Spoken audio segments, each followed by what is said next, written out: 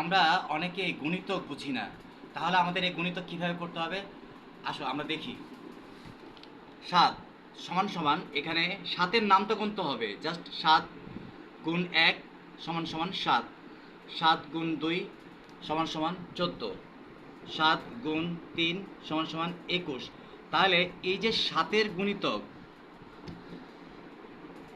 7,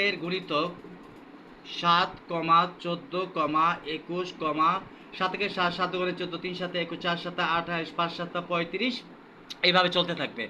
অর্থাৎ কি, আমরা যে গুণিতকগুলা পেলাম সেই গণিতকগুলা এটা দিয়ে এটাকে ভাগ যায়, এটা দিয়ে এটাকে ভাগ যায়, এটা দিয়ে এটাকে ভাগ যায়, এটা দিয়ে এটাকে ভাগ যায়, এটা দিয়ে এটাকে ভাগ যায়।